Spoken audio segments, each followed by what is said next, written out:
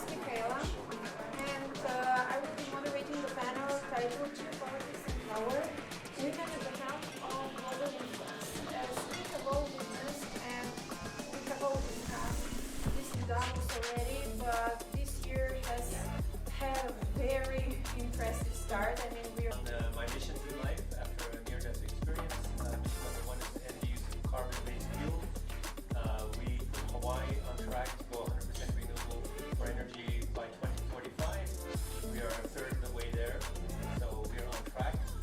15 other states have copied our legislation, so 50% of the people in the United States live in a state that's going to go 100% renewable by 2040, 2045, 2050. So 50% of the people. So we're halfway there.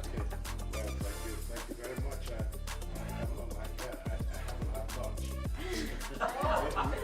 I am Martin Chungong. I am Secretary General of the Inter-Parliamentary Union. You may not know this organization. It's a global organization of national parliaments. Yes, national parliaments based in Geneva. And we want to make sure that parliaments are always in the picture when global challenges are being addressed in terms of climate change, democracy. Thanks, Mihaela. Hi, everyone. Tough job to do the panel after lunch, right? So I hope everyone's eaten well. I'm Dr. Aarti Gupta. I'm an economist by education, an investor by profession, and a purpose-driven capitalist by passion, right? I belong to the promoter family of an 80-year-old legacy media business. And I'm the daughter-in-law in the family who's heading now a bit earlier, so we're a bit maybe unprepared, but let's see how our topic goes. My name is Mihaela, and I will be moderating the panel titled Geopolitics Power, Women at the Helm of Global Influence. As we have all witnessed and we have all discussed this in Davos already, but this year has had a very impressive start. I mean, we are only 22 days in the year and so much has happened. And women and what their role is in the whole story and how they enter geopolitics and also companies.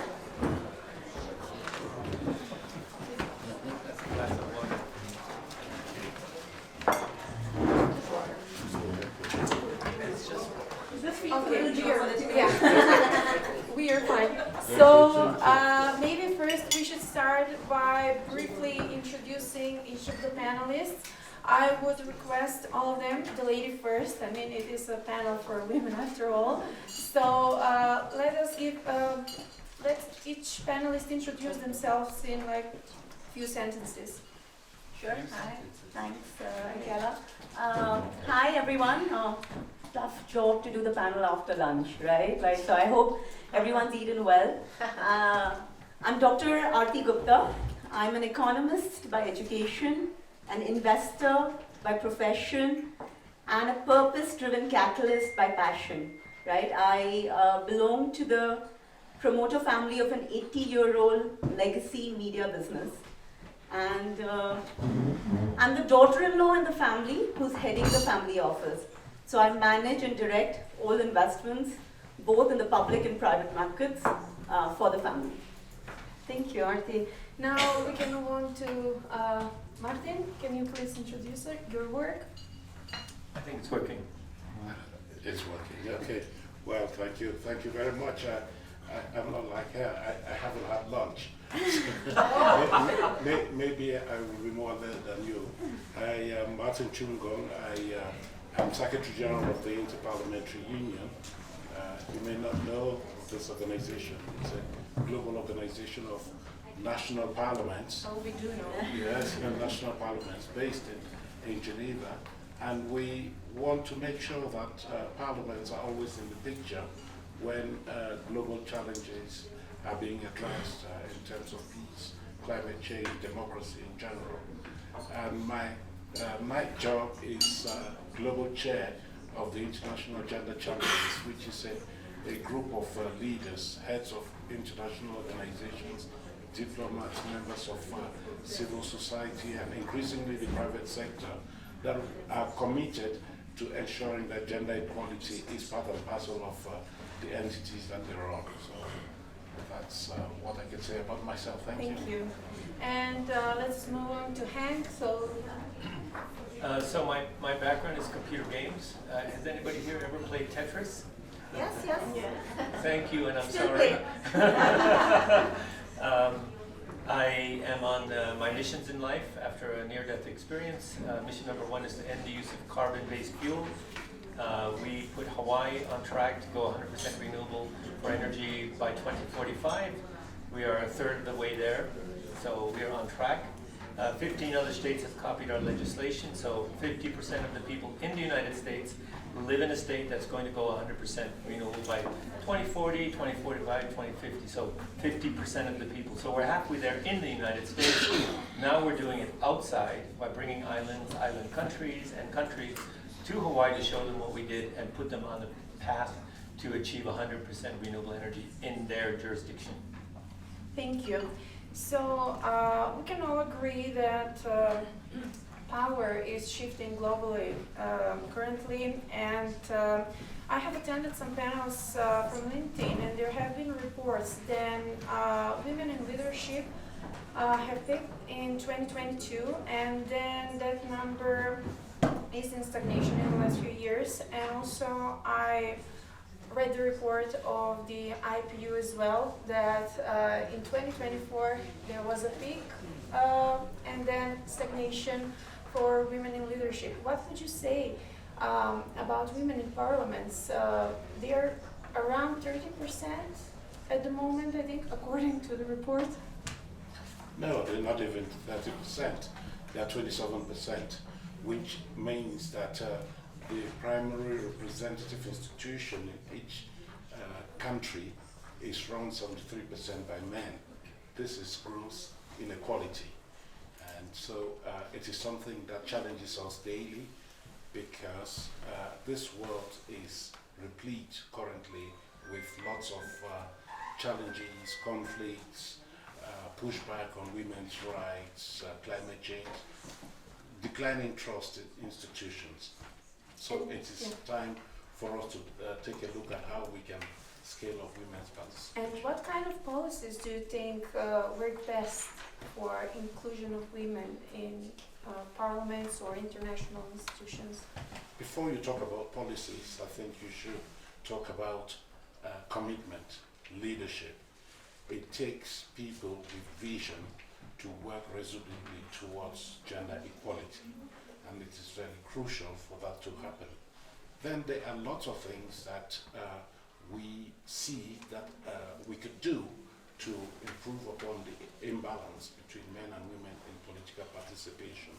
And when you come to parliament, you want to put in place electoral systems that are friendly to women in a positive way. That is, that would allow for more and more women to get into politics and also into parliament. So you have quota systems, legislative quotas that are working very well. And when we look at reports that we've been publishing, where you have quota systems, women make wholesale entry into political and parliamentary institutions. And so we do promote quotas. And of course, we want to look at special temporary measures, because we have to admit that the playing field is not level. We need to create an environment where we could begin to hope to level the playing field so that women can then participate under their own steam. So you may want to, for instance, reserve certain seats for women in parliaments. Not that you are doing that as tokenism, but you want to make sure that women are present wherever decisions are being made. It's just a moral imperative, but also it's a pragmatic one. You cannot exclude half of the world's population from decision making. So yes. Everybody has to be here. Can I just add to Martin's point? I think he brings out an excellent point, and I just want to add India's perspective to it as well, right? India actually has passed a bill where 33% of our women will be in Parliament by 2030, right? So the government is making a conscious effort that 1/3 of its Parliament will be full of political leaders, right? But what about women in companies? There was And one there is, research. yes, no, adding to that point, there is a mandatory rule for every listed company to have at least one woman director on its board as an independent director, right? I serve as an independent director on a listed company board, and I know that that board has a 50-50%, it's gender equal. We have 3 males and 3 women on the board. And so I think the government is definitely doing their part, and quotas are absolutely necessary. But one thing which is very much required is training of these women into leadership roles, right? And to that aspect, like personally, like in India, the lowest form of political leaders are what we call the sarpanches or the gram pradhans, right? Which are the leaders or political leaders at a village level. And today in India, we have 1.45 million sarpanches who are women. So it's almost equal, but they really do not know and understand how to lead. So personally, we are undertaking a pilot training program where we sort of teach these women how to be political leaders. Because even though they've been pushed into leadership out of that quota or tokenism, nobody has held their hand and told them, hey, this is how you navigate the political space and this is how you lead. So I think that is extremely important. Yeah, thanks for your perspective. And Henk, I believe that you should lead by example, and I see the board of Blue Planet Alliance is mostly Always women. going to be a majority of women. And the reason for that is because men got us into the climate change problem, and I have no confidence that men will get us out. This is not a time for testosterone-laden risk-taking. This is a time. Go to your room and don't come out until you finish cleaning your room. That's what time it is. Mom has to have that perspective of how to take care of our planet. So always a majority of women. We invite countries to come to Hawaii. We invite 4 people, someone from the government, someone from the utility, someone from the regulatory agency, and someone from the community. If there's no woman in this group, we don't pay. In other words, you better find a woman in the government or in the utility or somewhere, or you have to pay your own way to come to Hawaii. So that that's a result of having a majority of women on the board. They create this kind of rule about what we do. And on a personal level, on my business, my daughter, she went to business school, which I never did. I mean, I studied computer science and Dungeons and Dragons. But she went to business school, and when she was 15, I asked her, so what do you want to be when you grow up? And she said, I don't know, but I want to make more money than you. I love it. So she went and she got her master's in business. She worked in Honda and Sony. And then she finally joined my company and then kicked me out of the company. She runs the company now. So, why would you say women are so crucial in navigating such complex topics? I mean, you already partially answered that question, but also we can hear Aarti's perspective as a woman. Or like, what do you think? What do we as women bring to the table that men cannot, other than what Henk Rogers said? No, growing up, there was a sentence which was drilled into my head, right? That, Aarti, the world is a tough place to be, right? And that sentence almost seems quaint today, because it's not only tough, but it's unpredictable and super, super messy, right? Like, I think the epochal change dial is pegged at maximum. We hear once in a lifetime events every week. Do we disagree? Out there in the audience, right? Once in a lifetime event. If I told our forefathers, the previous generations, that, in the last 5 years, we would have had a pandemic, which would shut borders. We would have 3 ongoing wars.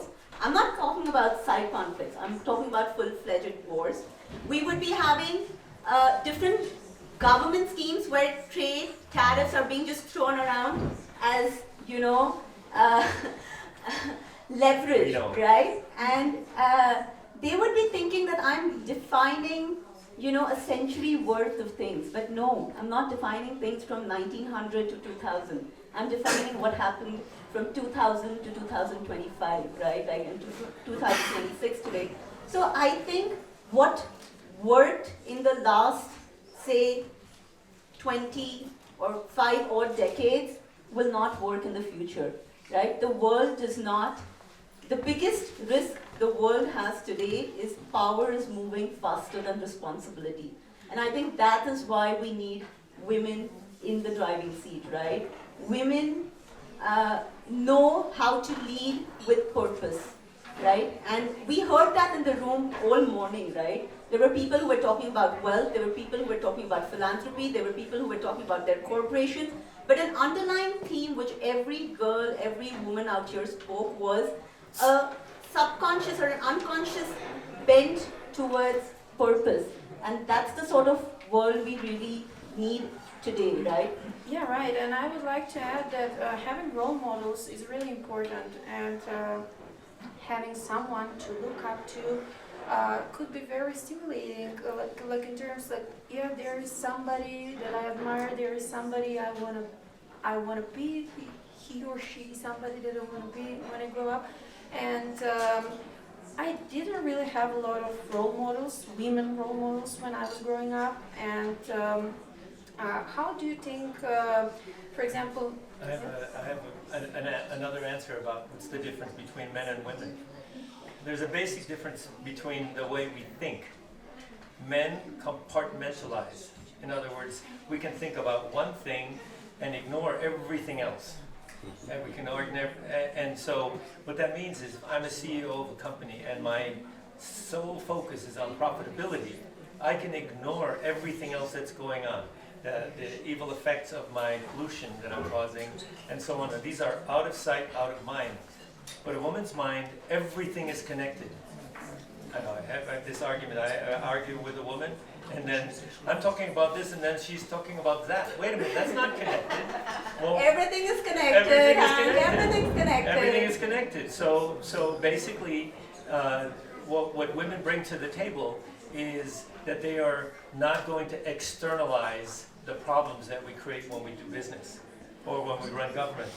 It's all part of it, and that ability to think in that way, we just don't have that, and that's why we need the woman's voice, because it's a different way of thinking, and it's at least 50% of what makes society, and it's not 50% of what runs governments or runs companies. No, absolutely. In fact, like the world today we're in is not a clean chessboard, right? Like it's a messy household. So a woman knows how to sort of like, you know, take care of that quiet child, you know, who needs attention but is not asking for attention, knows how to sort of take care of the developing child, and how also a woman knows how to put the bully in their place, right? And So, Martin, yeah. what about the women role models in politics, for example? Do you think there's enough role models? No, they're not enough. When we come back to Parliament, only 1 out of 5 speakers of Parliament in the world, that is only 20% of speakers of Parliament in the world today are women. That's not enough. And I go back to this question of what do women bring to the table. I always feel a certain degree of discomfort being asked this question, simply because they don't ask the question of men. They never ask men what they bring to the table when they claim that they want to sit at the decision-making table. So I think it's a moral imperative that half of the world's population should be involved in decision-making and deciding on how society is run. And of course it's pragmatic. If you want a real answer, I would say that it broadens the scope, as Henk was saying. It makes us look at things not through blinkers like horses, but we broaden the scope of interests and concerns that we need to address in society. And of course, women, just like men, can bring positive inputs into the discussion and conversation. So I think the barrier to entry for women in politics or in the executive suite, the barrier to entry is much higher than it is for men. And so what does it mean? It means women have to fight harder to achieve those positions. So the women that actually do achieve it, they are role models. They have kicked butt to get into their position. They're the cream. They're the cream. They're, and I can tell you, my daughter doesn't take nonsense from anybody, even me.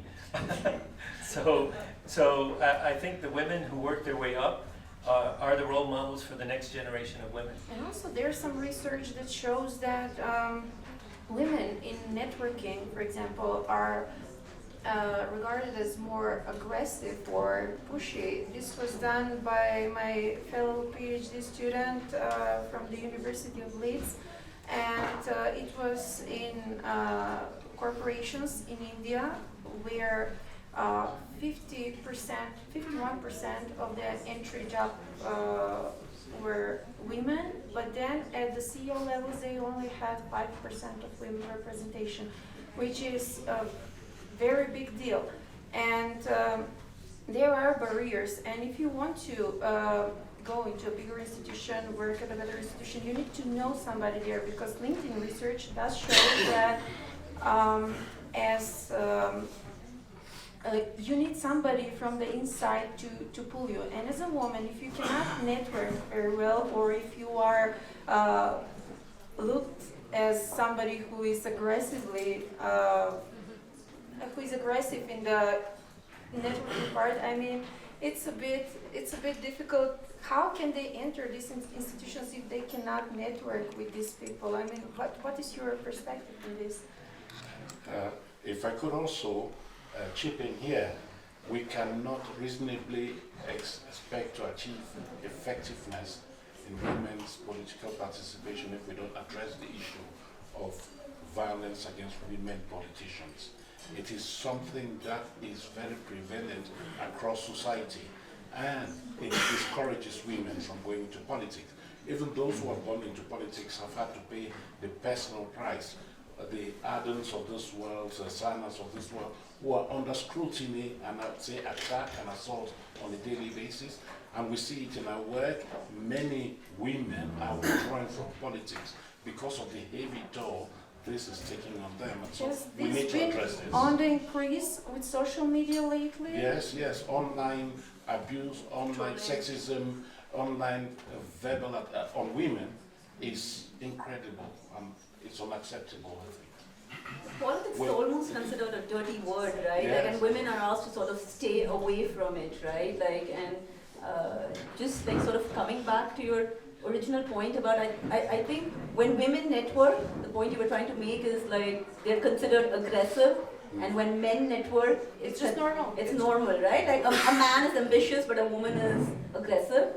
Right, like so almost ambition being again a dirty word for women. So I think that the way that would change is women who sort of have made it to sort of carve and show other women that path, right? Like you might face, these are the barriers, nobody's saying this is not going to happen, but this is how you navigate it, right? Other than what we already mentioned, do you think there are any other challenges that women are facing, especially like in the private capital sector?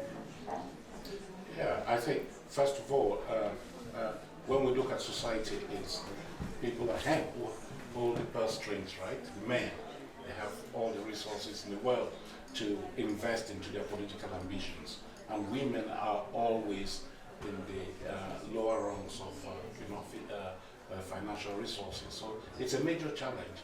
Accessing financial resources to run political campaigns is a major problem for women in politics. And of course, in many jurisdictions, women, you use the word dirty. Politics is dirty.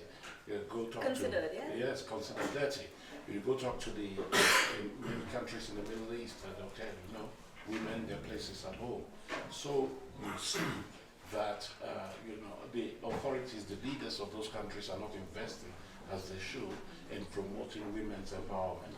So I think that the multilateral system should be more robust in supporting women, mentoring them, providing resources for them to go into politics and reassuring them that politics can be a safe environment for women to contribute effectively to. Any environment should be a safe environment for women, yeah, but still, this is not the case as we are running out of time. So one quick last message, if anybody would like to add something about this topic. I mean, we already covered a lot of parts.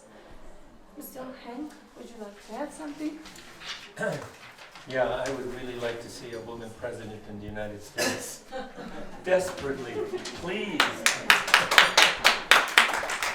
And on that point, India has already had a woman president, prime minister, chief minister, any level of political leadership position in India, there has been a woman, right? Like, so I think the world needs to follow our cue.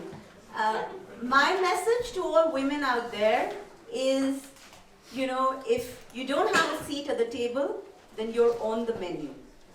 Let that sink in, right? So grab that seat and sit at the table, and like Martin said, let men not control the purse strings. You know, I am so proud to be sitting on this panel, which is gender equal, right? 2 men, 2 women. And that is a pledge that I, as an international gender champion and chair of the Global Board of IGC, have undertaken, that I will not participate in any panel that is not gender equal.